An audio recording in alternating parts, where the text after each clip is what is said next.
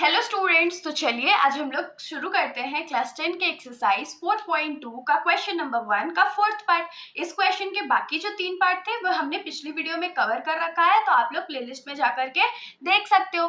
बाकी इसमें हमारा क्वेश्चन कहता क्या है, हम लोगों को क्वेश्चन में बोला गया है कि जो नीचे क्वाड्रेटिक इक्वेशंस दिए जाएंगे उसको हम लोगों को फैक्टराइजेशन मेथड से सॉल्व करके उसका रूट्स निकालना है। रूट्स निकालना है मतलब एक्स का वैल्यू निकालना है। तो इसके अंदर जो हमारा फोर्थ पार्ट का क्वेश्चन था वो क्या है, 2x² minus X plus 1/8 is equals to 0।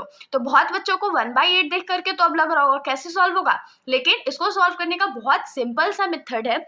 हम लोग क्या करते हैं, 2x² बाई 1 कर देते हैं और माइनस एक्स बाई 1 कर देते हैं और इन तीनों का एलसीएम ले लेते हैं। तो तीनों का एलसीएम क्या हो जाएगा, 8 हो जाएगा ना। अब 1 के टेबल में 8 कितने टाइम्स में आता है, 8 टाइम्स में आता है। तो 2 8 जा 16, x² हो गया, माइनस है तो माइनस। 1 के टेबल में 8 कितनी बार में आएगा, तो 8 बार में आएगा। तो 8 इंटू एक्स 8x हो गया, प्लस 8 के टेबल में 8 तो 1 ही टाइम्स में आएगा, तो 1 1 जा 1 हो जाएगा। तो यहाँ पर हम लोग क्या करते हैं, ये जो 8 इस साइड डिवाइड में है उसको राइट साइड भेजेंगे तो वो मल्टीप्लाई हो जाएगा। तो ये क्या हो जाएगा, 0 इंटू 8 और इस साइड हमारा क्या बचेगा, 16x² माइनस 8x प्लस 1। तो इसको राउंड ऑफ करके हम लोग क्या लिख सकते हैं, 16x² minus 8x plus 1 is equals to 0 8 जा 0। अब हम लोग क्या करते हैं, तो इसको मिड टर्म स्प्लिटिंग करते हैं। तो इसके लिए हम लोग क्या करेंगे, कांस्टेंट टर्म और x² के कोएफिशिएंट को मल्टीप्लाई कर देंगे। तो मल्टीप्लाई करने के बाद क्या आएगा, 16 आएगा। अब 16 को प्राइम फैक्टराइज करते हैं तो 2 के टेबल में ये 8 टाइम्स में आता है, फिर 2 के टेबल में 4 टाइम्स में, फिर 2 के टेबल में ये 2 टाइम्स में। हम लोग को चाहिए कितना, -8। तो देखिए 2 2 जा 4 होता है, यहाँ पर भी 2 2 जा 4 होता है। तो 4 + 4 कितना होता है, 8 होता है। लेकिन यहाँ साइन क्या है, माइनस है और हम लोग को तो प्लस करना था। तो माइनस माइनस भी तो प्लस होता है। तो अगर -4 करेंगे तो -8 आ जाएगा। तो अब हम लोग लिखेंगे, let us first split the middle term. सबसे पहले हम लोग मिडिल टर्म को जो है वो स्प्लिट कर लेते हैं। तो यहाँ से हम लोगों को क्या मिलेगा, -8x को हम लोग क्या लिख सकते हैं, -4x माइनस 4x।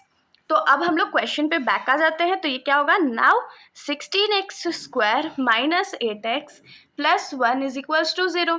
तो ये क्या हो जाएगा, 16x² ऐसे ही रहेगा, -4x minus 4x plus 1 is equals to 0 हो जाएगा ना।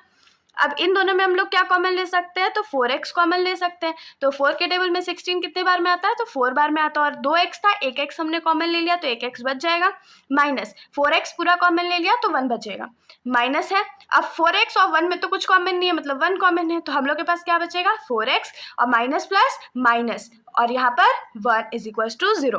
तो अब देखिए ये दोनों जो ब्रैकेट है वो हमारा एकदम बराबर आया ना, मतलब हमने यहाँ पर सॉल्यूशन करेक्ट कर रखा है। तो ये क्या हो जाएगा, 4x माइनस 1 और दूसरे ब्रैकेट में भी क्या होगा, 4x minus 1 is equals to 0। तो अब let 4x minus 1 is equals to 0 and 4x minus 1 is equals to 0। ऐसे तो हम लोगों को पता है सेम रूट्स है तो सेम ही आंसर अभी आने वाला है हम लोगों का।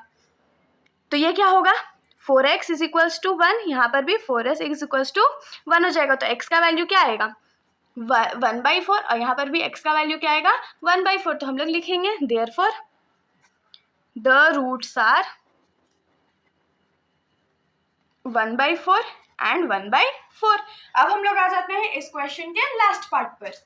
तो हमारे लास्ट पार्ट का क्वेश्चन क्या है, 100x² minus 20x plus 1 is equals to 0। ये हमारा क्वेश्चन है। तो हम लोग क्या करते हैं, सबसे पहले कांस्टेंट टर्म को और x² के कोएफिशिएंट को मल्टीप्लाई कर लेते हैं, जो कि होगा 100 इंटू 1 इज 100। अब 100 को प्राइम फैक्टराइज करेंगे तो 2 के टेबल में 50 टाइम्स में, फिर ये 2 के टेबल में 25 टाइम्स में, फिर ये 5 के टेबल में 5 टाइम्स में। और हम लोगों को चाहिए कितना, तो 20 चाहिए। तो अब क्या करें, तो देखिए 2 5 जा 10 होता है, ये 2 5 जा भी 10 हो जाएगा ना। तो 10 + 10 अगर करें तो 20 होगा, लेकिन साइन किसका है, माइनस का है। तो ये क्या हो जाएगा, -10 माइनस 10 इज -20। तो हम लोग यहाँ पर लिखेंगे, let us first split the middle term. सबसे पहले जो मिडिल टर्म है हम लोग उसको स्प्लिट कर लेते हैं। तो यहाँ से हम लोग को क्या मिलेगा, -20x is equals to -10x minus 10x। तो ये -10x माइनस 10x हो गया ना।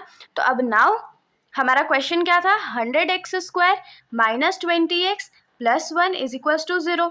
अब हम लोग लिख लेते हैं। तो ये क्या हो जाएगा, 100x² minus 10x plus 1 is equals to 0। तो इन दोनों में हम लोग क्या कॉमन ले सकते हैं, तो 10 और x दोनों कॉमन ले सकते हैं। तो ये क्या हो जाएगा, 10x कॉमन लेंगे।